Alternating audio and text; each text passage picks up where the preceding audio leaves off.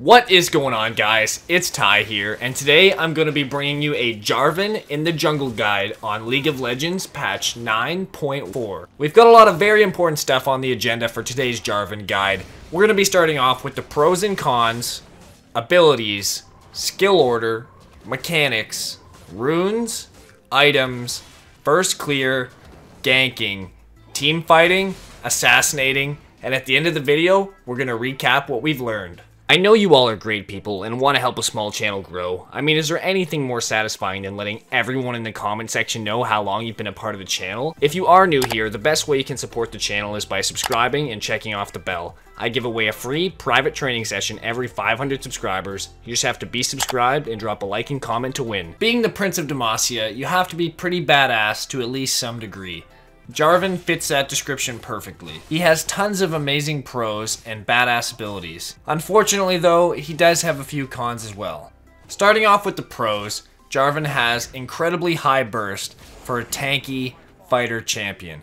He's going to throw his flagpole at you, impale you with it, deal a little bit of damage, then he's going to follow it up with his Q immediately after. His Q is going to deal a ton of damage, it's going to shred your armor for when he knocks you up into the air and then smashes you in the skull with his giant pole again, dealing extra bonus damage from his passive auto. And if you still somehow manage to survive that and the electrocute and the potential Titanic Hydra auto attack reset, then he's going to slam down his Cataclysm on your spine and pretty much just smash you into the ground.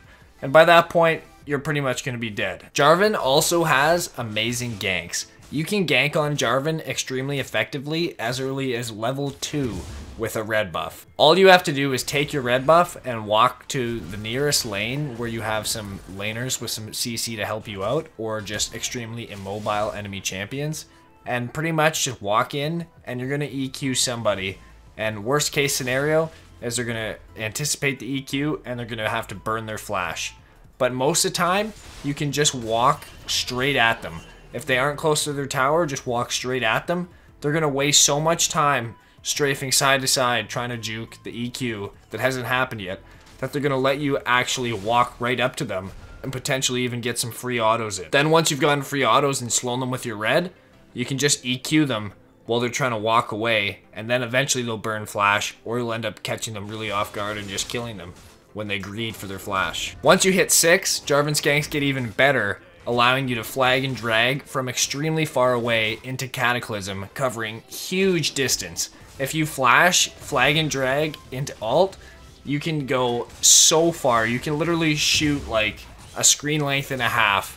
You can pretty much shoot out of the tri-bush and be in the lane dunking a double kill on the bot lane like it's nothing. His Cataclysm sets up his team so well for ganks because they just get locked in, and if they've already burned their gap closer or their flash is on cooldown or they don't have anything, they're pretty much just 100% dead unless they can somehow manage to 2v3 you while stuck in the Cataclysm. On top of having great burst and high damage, Jarvan also has all of that, except it's all AoE as well.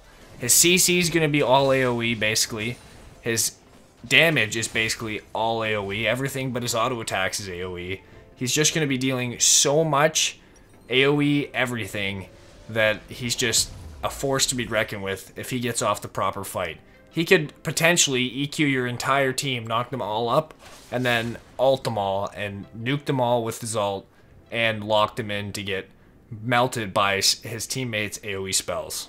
Jarvan also has extremely high mobility. Like I mentioned earlier, with a flash, flag, and drag ult, Jarvan can cover a lot of distance. He can engage from nowhere. He could be out in the back 40 in the boonies, and all of a sudden, he's dunking your entire team out of nowhere. His EQ is amazing for running away from people. His EQ is amazing for chasing people down. And his EQ is great for jumping walls to avoid those pesky, well-placed wards. On top of having all of these other amazing pros, Jarvan's E also grants him vision. This is extremely important as a jungler because when your team has lost vision control on Baron and Dragon and the surrounding area, it is crucial that you can check what's going on in there without having to face check. All Jarvan has to do is toss up his flag and then see what is going on the other side of the wall. If he sees that Baron's about to go down, for example, he can even just use his Q in addition to the flag that's already laying on the ground to go in for the steal. And on top of granting vision, his flagpole is also going to boost all of his allies' attack speeds in a pretty decent sized range. So throughout the team fight, his team's going to be getting a huge boost of attack speed just from him tossing his E. Well, he probably used it to EQ, kill a bunch of people. It just has so many uses. He's such an effective champion. Moving on to Jarvan's cons, one thing that is extremely annoying to me, and I can't stand that they made this change, is that they made Jarvan's ult not deal damage when people are flashing and using blink abilities and basically Vayne tumble. It's a whole bunch of BS. They basically, you ult somebody, they flash, they take no damage, they're gone, your ult was completely useless. It's the most frustrating thing ever. Sometimes it feels like his ult is just a waste of an ability. Another one of Jarvan's cons is he starts off the game pretty squishy and can take a little while to tank up. You have to play the early game pretty safe and calculate all potential incoming damage before you take any fight. Another one of Jarvan's weaknesses is he's extremely screwed when he gets counter ganked. Whenever you go to gank, it's usually in the early stages of the game, and at this point your cooldowns are still high and you are not really remotely tanky at all because you just don't have the items you need. So basically, you go into a 2v1 gank, you play your abilities in a way that you wouldn't do if you didn't think you had an advantage. You might take an EQ that's high risk that you're not likely to successfully land, then all of a sudden you miss it, the enemy jungler flies in, it's 2v2, you have no cooldowns, all you're left to do, you're left with your cock in your hand, all you can do is auto attack, you're pretty much screwed. Jarvan is fairly useless when he's on cooldown, all he can do is auto attack. He's got his little passive auto, which you can only use once, so it's not really that great in an extended fight. You're pretty much just screwed. Lastly, Jarvan's EQ is very obvious. It's not like another blink ability when you can instantly cast it.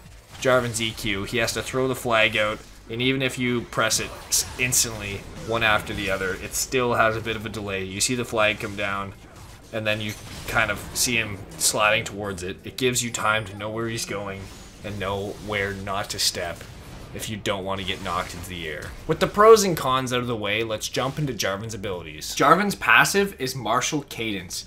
Every new enemy you auto attack, the first auto attack you lay is going to deal bonus damage to them, but this ability has a short cooldown.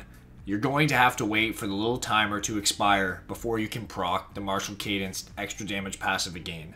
This passive works extremely well for collecting the attacks from your laners and last hitting all their cannon minions. Dragon Strike is a skill shot ability that will penetrate through all enemies hit, shredding their armor and dealing tons of physical damage. Jarvan's W is Golden Aegis. Upon activation, you shoot out a little circle around you that is going to slow all enemies that are in the radius, and it will also give you a little shield. So it's perfect for EQing into a team fight, popping the shield, you'll slightly slow everybody, get a little shield, make you a little tankier, and it's perfect for slowing targets that you are planning to EQ to make it so you land it more easily as their movement is impaired. Jarvan's E is his main utility ability, Demacian Standard.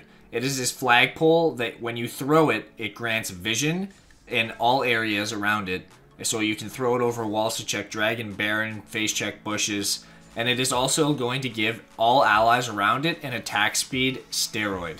This ability can be used with Jarvan's Q, Dragon Strike, to enable him to lunge forwards to his flagpole using his Q, knocking up all enemies hit along the way. This is Jarvan's main combo for ganking all lanes, engaging team fights, chasing people down over walls, and escaping from enemies. Jarvan's ultimate is Cataclysm. It is a very badass ability that enables Jarvan to click R on anyone on the enemy team within range, and Jarvan is going to jump up into the air and slam their head so hard into the ground, it's going to make a crater around them, stopping them from running away without using a blink or dash. It is also going to damage and trap all nearby enemies on their team. The only thing that sucks about Jarvan's ultimate is they can dodge the damage from it by using any blink or flash before you hit the ground. Moving on to the skill order of Jarvan's abilities. In the jungle, you're going to want to be taking Demacian Standard level 1. it is going to provide the most additional damage from the attack speed bonus going to you and the teammates that are leashing you, and will help you shred the buff as fast as possible. Next, you're going to want to take your Dragon Strike, enabling you to clear camps fast, and also give you the nice level 2 gank potential that Jarvan is notorious for. Level 3, you're going to want to finally take your W to provide you a little bit more sustain in the jungle by giving you a shield and helping you slow people down on ganks. Throughout the rest of the game, you're going to max your Q first, you're going to take points in your ultimate when available, second, you're going to max your E, and last, you're going to max your W. Maxing your abilities in this way will give you the most possible damage and will allow you to put in a lot of work in all of the skirmishes you fight throughout the game. Now that we've got the abilities and skill order out of the way, let's take a look at how to use these abilities in real time during a game. Right here I see that Urgot is about to push Teemo into his tower, so my plan is to land an EQ, knock him into the air, auto him, if he's still alive, drop my ultimate on him, and somewhere in between, pop my W for a shield to block a little bit of extra damage. With Jarvan, it's incredibly important to play off of teammate CC. Whenever you see someone lock somebody down, immediately EQ them and dunk them with your ultimate to finish them off if they're still alive, or to lock them down for your teammates to kill them. Moving right along to Jarvan's runes, we're going to be going into the Domination skill tree, picking up Electrocute. Electrocute is amazing for Jarvan's EQ combo. The flag is going to deal damage, the Q is going to deal damage, and the empowered auto attack is going to put the nail in the coffin with that boost of burst damage. Next, we're going to go with Sudden Impact because the EQ is going to proc that nice lethality burst whenever you go to try and kill somebody. We're going to follow that up with Ghost Poro for getting extra damage while maintaining vision control in the enemy's jungle. And we're going to round it out with Relentless Hunter to give us tons of extra out of combat movement speed to get us around the map and get more ganks off. Next, we're going to jump into the Precision tree and pick up Alacrity and Triumph. Triumph is going to give us so much health back because Jarvan naturally gets so many assists from his flagpole attack speed steroid. Basically, in a team fight, you throw your flagpole down. If you ace him, you'll get 5 assists because you boosted your teammates' stats, and that'll just give you a ton of health back for no reason. Next, we're going to go with Alacrity because it gives us tons of extra attack speed that's going to be great for clearing your jungle, great for killing enemies and doing objectives, also great for killing towers. We're going to round out this tree with plus 10% attack speed to help clear the jungle. We're going to go with Adaptive Force, so we deal extra damage when trying to dunk people. And we're going to go with a little bit of extra health in the defense slot to boost our tankiness. Coming right along to Jarvan's items, in this meta, the two best ways to play Jarvan are either as an assassin or as a bruiser. Both cases, we're going to take the same jungle item to start. We're going to start off the game by building our warrior with either Merc Treads or Ninja Tabbies, depending on what kind of team comp the enemies have. If they're heavy AD, we want Ninja Tabbies. If they're heavy AP, we want Merc Treads. If they're mixed with a decent amount of CC, we want Merc Treads. Next, we're going to go right in and build our Black Cleaver. Black Cleaver is going to synergize very well with Jarvan's kit. His Q already shreds armor. Black Cleaver is going to shred even more armor. He's going to be dealing tons and tons of damage, almost like true damage to targets with low armor. At this point, you can go with whatever items fit your playstyle, or whatever items fit the situation of the game the best. If you're going the Assassin route, you're going to want to pick up your Dustblade early on so you can one-shot the crap out of people. They're just going to be blowing up with Electrocute and Dustblade, along with your Warrior and Black Cleaver. If you're extremely far ahead, you can go ahead and just buy a Guardian Angel, so that there's pretty much zero chance that you're going to actually die. Once you've got those 5 items purchased, you can either go with a Maw, Sterox, or Titanic Hydra to round out the build. It's completely situational on what you like and how the game is going. If you decide you want to be safe and go the Bruiser route, you're going to want to pick up your Warrior and Black Cleaver, and then you're going to follow that up with a Titanic Hydra, Sterox Gauge, or Maw, and then round it out with a Guardian Angel. Titanic Hydra is very good on Jarvan because it amplifies his tankiness and his burst damage with the active ability. It also allows him to clear the jungle faster and get AoE damage off in teamfights when he's got people CC'd and locked down in his ultimate. Sterox is an amazing item in general. It's going to give you lots of extra health, massive fatty shield, and tons of extra damage. And Maw is basically the same thing, but if they're heavy AP, you're going to want to buy that. It's going to give you that big magic shield. It's going to give you tons of damage. When it comes to Jarvan's first clear, he is extremely versatile. Because when he hits level 2, his EQ is so powerful, he can get such good early ganks off. To best take advantage of this, you can take red buff level 1, immediately get the level 2, and gank any lane that is shoved and has good gank potential. If you are unsure how to find out which lanes have the best gank potential, all you have to do is think about it in your head. Evaluate who is on which team. If the enemy top laner is Darius and you have a Maokai, you know the Darius is going to try and abuse that Maokai early on. And that Maokai is going to have lots of CC for you to gank. And that Darius is going to be completely immobile and overextended, more than likely. If you would like to play it a little bit more safe, you can always go for a blue buff start into Gromp, Scuttle Crab, Wolves, and over to your red buff, and then evaluate the map once you get there. In this case, however, I went blue buff, Gromp, and noticed while I was doing Scuttle that bot was a prime opportunity to gank. I go down there, end up getting a double kill, and walk out for free. When ganking on Jarvan, you generally want to look to come from behind the enemy so that they have to walk through you to get back to their tower. This will allow you to apply red buff with autos, use your W to slow them, and more easily land your EQ. It might even also make them try and waste time strafing side to side, anticipating the EQ combo. So when you get in there, if your teammate CCs them, you want to chain CC with your EQ and follow up with auto attacks and your ultimate as needed. If they're already dead, you don't need it, but if they're still trying to scrape away with a little bit of HP, you can drop the ult and pretty much guarantee the kill. Team fighting on Jarvan is going to depend a little bit on what build you have chosen. If you're playing a bruiser build, you might get saddled into the peel category, but you also might be trying to assassinate priority targets because you still have lots of damage. If you're going with the assassin build, you are 100% trying to dive priority targets and one-shot them with your EQ combo and ultimate. If you're playing tanky, look for people that are trying to get onto your priority targets, try and peel them a bit, EQ, get them off your targets. If you don't really have any peel duties, you can always just EQ straight into their team and set up a wombo with your ultimate, get a lot of CC, get them all clumped up to be AoE blasted, and then just get the win through a good old gooch blasting with maybe a Malphite Rumble ult, something Orianna ult, something like that.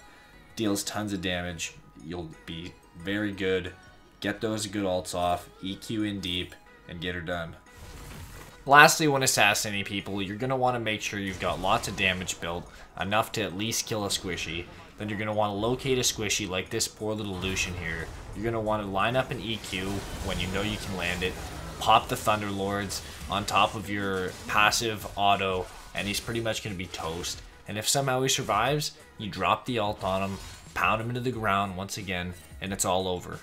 To recap this video, you guys have pretty much learned everything you need to know to get started on Jarvan and get a good idea of how you can become a better player. Thanks again for watching, guys. I just want to thank you all for sticking around even though I haven't uploaded in a while. You guys mean the world to me, and it's just so awesome to have you guys. I'm going to be uploading from here on out at least once a week, every Friday at 10 a.m. Eastern Standard Time. As I find time with my new job, I'm also going to try and make additional videos if possible. Make sure to like this video if you enjoyed it, subscribe for more content like this, and have a great day.